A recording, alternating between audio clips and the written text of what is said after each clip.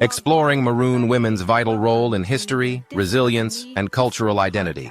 Where we'll be speaking about history and as well family history and how history relates in terms of Caribbean people for the present as well as in the past, and how in the past what that does and brings forth for what we are going through at present and what we can learn from our history, from our family, and take that moving forward. So I do hope you enjoy the podcast, and if you like it, please ensure to subscribe, like, and review. Thank you.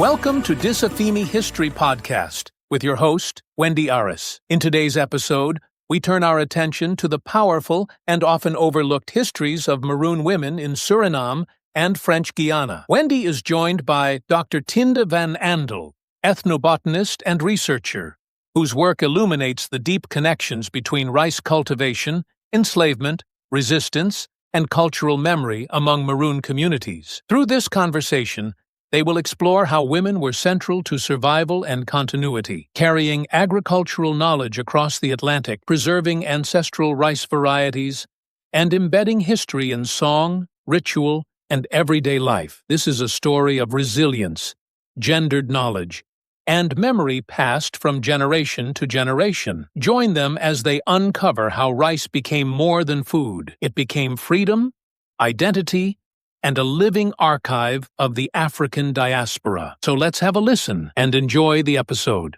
Thank you so much, Professor Van Andel, to come on to the podcast, Disafimi History, to speak about your paper. It was about the Maroons in Suriname and French Guiana. But again, this is another type of situation where this is not really talked about very often or discussed to know in terms of about this type of society. So that's why I wanted to reach out to you to further discuss this and to be able to bring it to light. So before we start, can I just have you just do a brief introduction of yourself? Yes, hello everybody. My name is Tinde van Andel. I'm Dutch.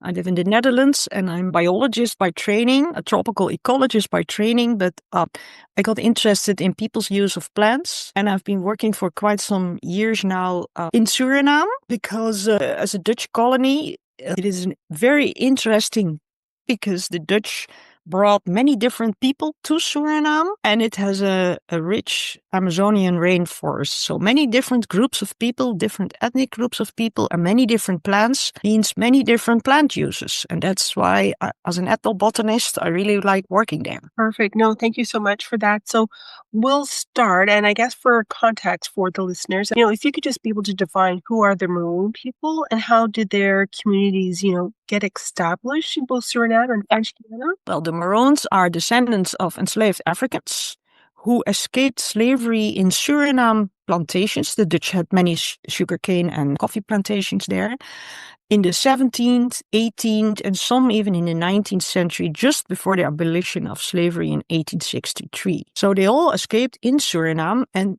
in Suriname, it's an Amazonian country with very big rivers. So just a small coastal strip has plantations. So if you escape from that plantations, you end up in deep Amazonian rainforest with big rivers and very deep swamps. So that's why Maroonage, so the escaping of slavery was, well, I won't say easy because it was never easy, but it was much easier than on a Caribbean island where you have nowhere to go. So, and these big rivers also have very dangerous rapids. So once you manage to come upstreams of these rapids, nobody can get you anymore. And until the day of today, if you want to navigate on those rapids, you need to hire a boat with Maroon drivers because they are still the only ones who know how to navigate these rapids. There are some airstrips now, but most of the transport still goes by boat. The descendants of the Maroon still live in the tropical rainforest, although many now also live in the coastal capital of Paramaribo. Well, thank you so much for that. And of course, were women central figures within the Maroon society, both socially and, of course, economically? Yes, they were. Well, women are, of course, central figures in any society, but the first who escaped were men, because escaping in the forest and you don't know where to go, it's very dangerous and very risky. So in the end of the 17th century, just after the Dutch conquered Suriname from the English. And actually also during the English period, enslaved Africans have escaped. But the men who escaped first, they joined Amerindian community and they married Amerindian wives and they sort of blended in with indigenous groups. According to the Maroon women, but I think that's also logically, Maroons could only establish themselves in the forest when women also escaped. So they didn't have to join in other communities. They could establish their own community. And the women also say, well, only when the women escaped, they could do their own agriculture because the women are the ones who do agriculture in this society. And they were apparently also during slavery. Yeah, and that just leads into my next question, which, your article does highlight the women's role in rice cultivation. Could you expand on how women shaped agricultural practices within the Maroon? Yeah, there are no archival documents on that because the Dutch were not interested in that. But the women on the plantations, they also had to grow food, also for the owner of the plantation and his family, but also for the entire group of enslaved people. The women had to cultivate food crops, and the men were busy in the cash crop business like sugarcane, coffee, those kind of things. So the women had also their provision gardens, and they had to grow food for the owner. So they had, and they also had to cook for the owner, so they had access to food. So when women escaped, they brought crop seeds, and the Maroons started their own communities in the forest with agriculture. And still they are the ones who do most of the agriculture. The men traditionally do cut open a piece of forest and burn it, clear it and burn it. And then the women come in and plant and do the weeding and the harvesting. So the women also have the knowledge of all the crops. And that is essential. And I guess in Suriname, like, how many distinct Maroon communities existed, and were there variations in their social and farming structures as well? Yes, there are 6 groups: the Samaka, the Okanishi, they're also known as Juka, the Paramakans, the Boni, which are also known as Aluku, the Quinti, and the Matawai. So 6 groups, the Saramakans and the Okanishi are the biggest, several 10,000 people. The Quinti and the Aluku are very small groups, few hundred, and most of them are now busy with gold mining and they don't do much agriculture anymore. And we do not know about the Quinti because they live very far in the Kopenhagen area. I don't know whether they still cultivate rice. I think so, but you have to go there to find out. There's no research being done. And the Saramakans have enormous rice fields, and the Okanishi have a little less rice because they eat a lot of kwak, and that's a sort of hard granola made out of cassava. And that's actually more their staple food than rice. Because rice is a reoccurring symbol in your research. How did it become so central in Maroon farming systems and daily survival?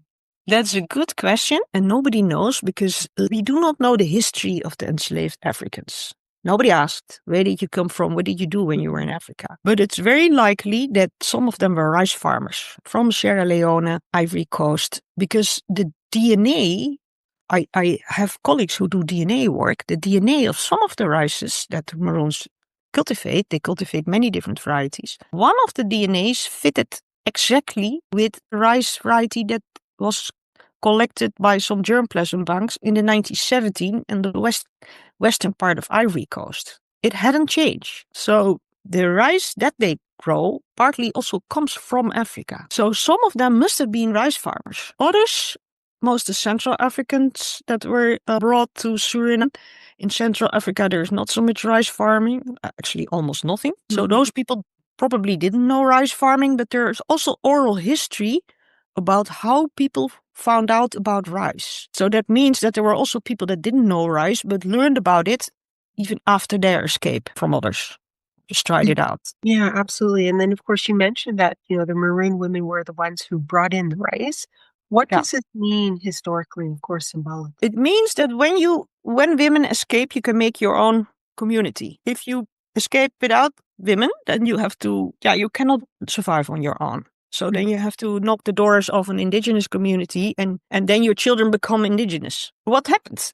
But later on, when women escaped, they didn't have to join anybody. They could build their own community and could escape the lives that they wanted. The women brought the crops because they were food producers anyhow on the plantation, and they planted the seeds, and then they could be self-sufficient from the Dutch. They didn't need the Dutch apart from guns, knives, and gunpowder and so on. So they did guerrilla warfare and did robberies on plantations to steal things. But in the 1760s, there were peace treaties, and they had written peace treaties with the Dutch government.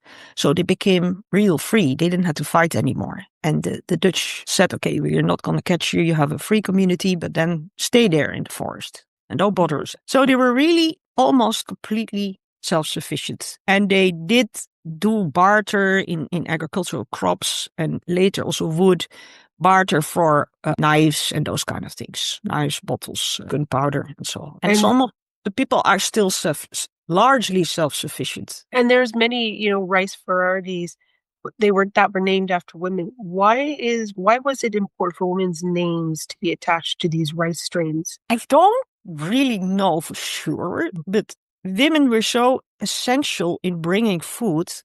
Living as a hunter-gatherer is very, very difficult. You have to know how to do that. So you have to know your entire ecosystem and know what can I eat, what can I not eat, and how do I migrate to make sure I always have enough to eat. But these people came from farmer communities. They were not hunter-gatherers. So they needed agriculture. And when you have agriculture, you at least have your staple foods. And the fish you can catch in the river, lots of fruits you can collect, but you need staple food for your daily subsistence. So they needed women, but also if there were no women, they have no community. Then they would blend up in an indigenous group and you won't recognize them anymore now after 300 years. So when the women came, they could really live their own community as they liked. And the women, according to the legends, they braided rice and other seeds in their hair before they escaped. Because if you have okra seeds or rice seeds when they're still in the husk and they can still germinate, and you braid that in your hair, nobody sees it. And I asked,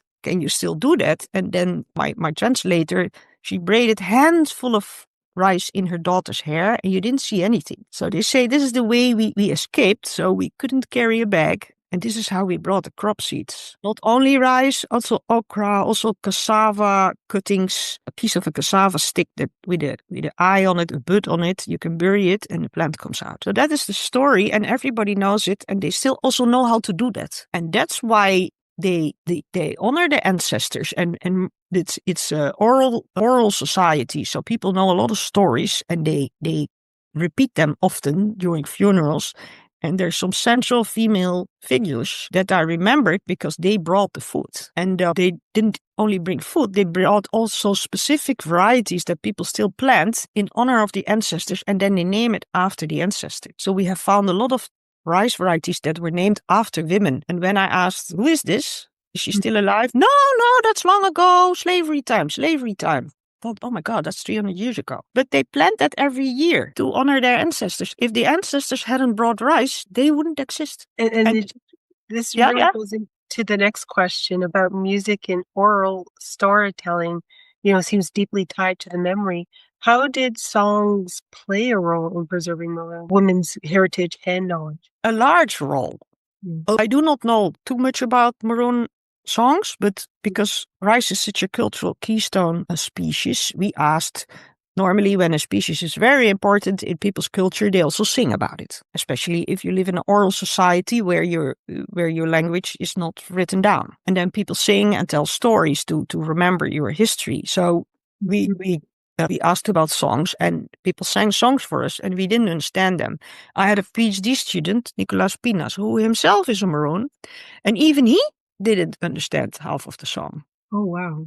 So we asked around and then people say, oh, I don't know to sing. Oh, no, please don't record me on your phone. Other people say, oh, I don't care, I just sing. And then it took us a long time to decipher these songs and it found out that some of the words were in African languages. And they were actually, the songs were about, we planted rice and the song is in Surinamese. They say, we somebody's dead or we buried her, we closed the soil. And then you think, oh, they sing about a funeral. But it was a sort of secret language. Of course, when you bury a seed and you close it with soil, it's not a funeral, you're planting something. And then they said rice in several African words because many people of different cultures were brought to Suriname. So You have to be, there are also some common words for rice all along the African coast, because the Portuguese used, and the Dutch also, they used to buy rice as food during the transatlantic journey. So they had a sort of lingua franca, a sort of word that everybody knew for rice. And they used those words. So it was a sort of secret message: we have planted rice. And then there was another song, and it was like, rice, rice, rice, you're gone. But then the African words for rice, next year again. And that means we harvested rice. And so they could communicate with each other that we have planted rice or we harvested rice. And when the rice is ripe, that's the moment to escape, because you have food and you have planting stock. So this is how they sort of secretly communicated to each other. Very, very smart, very inventive, using secret words to tell others we have planted somewhere a field. And then when you escape, you go past that field, you take everything that you planted, and then you have can go. But it took a long time to find out. Because many songs, you sing them, but what they mean, you actually don't know. Yeah, so I guess it just was passed down from the generations. And Yeah. so the name Yaya appears in your work as a personal and I guess a cultural symbol. Who was Yaya, and what does her story represent for Maroon identity? Yaya was the daughter of a woman called Sei. They apparently come from the Ghana region, because they were speaking Twi, which is like the lingua franca of Ghana. I don't know how they know, but some anthropologists wrote about that. But Sei was a woman who escaped in 1690 from a plantation of Jewish plantation owners closer to the coast, and Yaya was her daughter. So they escaped, they brought rice, they escaped along the Saramaka River, and the Dutch were behind them, but they made cultivated fields along the road, and in the end they crossed the mountain to go to another river, and there they settled. And as there is a rice that's called Alishi Sei. Alishi means rice. It's actually Caribbean for arise, but then you change the R's into the L, so you get Alishi. And there's a rice called Mayaya, or Mother Yaya. And there is another Yaya, or the same Yaya, that has another part in oral history.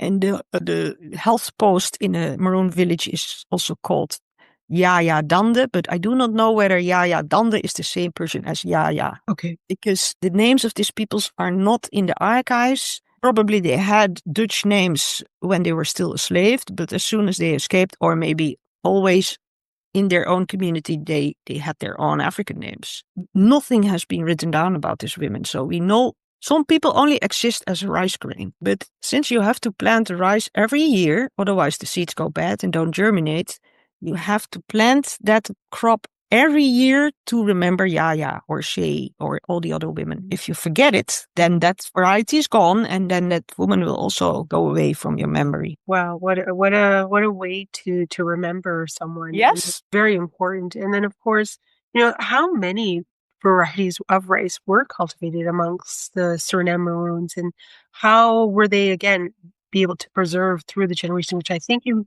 mentioned in a previous question, but how many varieties were there? Many. And the only way to know how many variety is to do genetic research, because there's no dictionary of rice names that everybody uses. If you go to another Maroon community, they have other names. Some the same. The black rice is also always called the same, but it's very, very easy to recognize. But the many rices that are like pale brown or yellow, that people have different names, and people make up different names.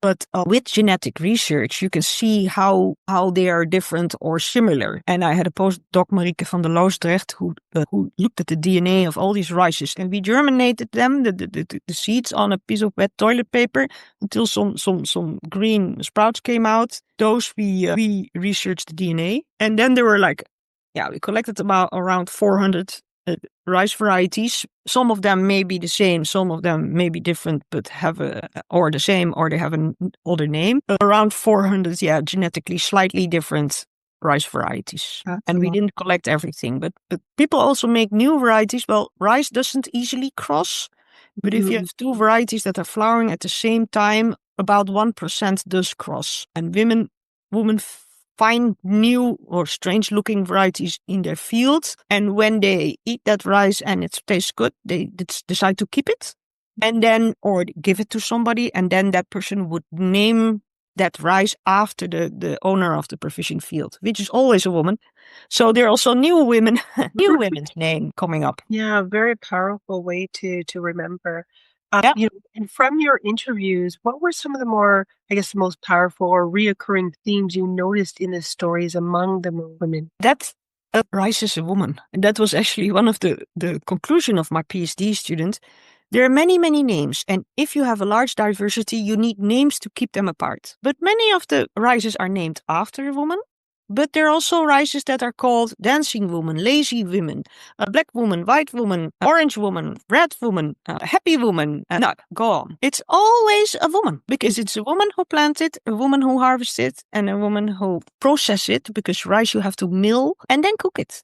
The men have nothing to do with it. Oh, well, 1 or 2 or 3 women rices are named after a man, but then they say, yeah, that was the husband of that woman, but he really liked this variety, so we named it after him. So they only do the eating, and they make the provision field, of course. And when you ask a Maroon what type of rice do you grow, he always says, oh, you have to ask my wife. So rice is a woman. That was the women that brought it into the interior. They plant it, they harvest it, they sell it, they cook it. And so, your research beautifully shows the power of escape and, of course, survival. How does rice serve as both a literal and, I guess, a metaphorical link between these women's freedom and community resilience? Well, you can only be free if you have enough food. If you are starving, you go back to the urban areas or to the plantations and say, I didn't make it. I rather stay here. That also happened. We know there is in history an archive. That is what is written down in the archive. The people tried to escape, but they didn't find the right food, or they ate poisonous food, and they came back. So the ones who survived were the ones who could feed themselves. And the ones who knew agriculture, So therefore, these plants are extremely important, and also the women that knew how to grow them. Excuse me. See you. So what was the rest of your question? Sorry. No, it was just how, I guess, tied into, I guess, their freedom and, of course, their resilience in the community. Yeah, so they could stay for hundreds of years, more or less independent from the Dutch government, because they had their own food. And the strategy of the Dutch army to capture and kill Maroons, the strategy was also when we cannot find them, because most of the time when they arrived at the Maroon village, the people were like long gone because they heard them coming, of course, was to burn their provision fields, burn their food. And that is written down in the archive. So the Dutch sent a lot of military groups into the forest to kill the Maroons, but that didn't work out. Every now and then maybe they killed a very old person or captured a child or something, but most of the people they couldn't catch. And then they burned their provision fields, hoping that they would starve them. But the Maroons were smart. They have various provision fields and very big provision fields. So when you burn it, not everything burns. So then there's still something left. So that was really, they were very good farmers, because farming is already difficult in the Amazon rainforest because the soils are poor. You have to know how to farm. And then farming while being chased by soldiers and then still providing enough food, it's incredible. In a continent that you didn't know. I mean, the people didn't know the ecosystem when they came, and still they farm, partly based on their own knowledge from Africa, and also partly based on Amerindian knowledge on cassava. Some of the crops were exchanged with Amerindians. No, this is just truly kind of really an amazing story, but it's not really a story. This is how they survived. And it just shows in terms of, being able to adjust in that environment in order for them to thrive for hundreds of years. And as we close out the podcast, would there be any, last remaining thoughts that you wanted to provide the listeners as we close out the show? Yeah, this didn't only happen in Suriname. And it is not only a story of rice. It is also a story of bananas, okra, pumpkins, sesame, beans. But those stories have never been asked and have never been written down. So also people in other parts of the Caribbean can uncover these stories. This happened everywhere. And because of the geography of Suriname, Maroons were very successful because they really had good hiding places. In the smaller Caribbean islands, this was more difficult. But also on the smaller Caribbean islands, African crops were cultivated. And some of islands, they still cultivated. Bananas, plantains, pumpkins. Many of these things came from Africa. But in history, it's men writing down the history of men. But it's time to ask the history of women, which is often linked to agriculture. Okay, when your grandmother moved there, what did she bring? What did she grow? Why this specific banana? And why does this specific banana has this name? And then the stories come up. So you take a plant, you ask why, what it's called, how do you use it? And the whole history comes with the plant to you. And it's a history that is not written down. So I hope that many Caribbean people start looking at this unwritten history of agriculture or gardens and ask their grandmothers, okay, why this banana? Where did you get the cutting? Why is it called like this? And there's songs about these crops, because that is how you tell your grandchildren about this history. Yeah, and I hope definitely through the stories. Definitely through the stories. The stories and the stories are symbolic. So it takes you a long time asking, but what does it mean? And what does this word mean? And why this? Because they're sort of symbol of a wider history. And that's a little bit difficult. But some people, if you ask enough people, there's always somebody who knows. Exactly. No, thank you so much for coming on to the podcast and discussing this, because this has been really an eye-opener in many ways in terms of, even though it's the symbol of rice, but basically it really defined in terms of their communities and how entrenched women were identified in their community as well. So thank you. Thank you very much. Hoped you enjoyed this episode, and if you did, please make sure to like, follow, subscribe, and write a review for the episode wherever you listen to your podcast. Thank you.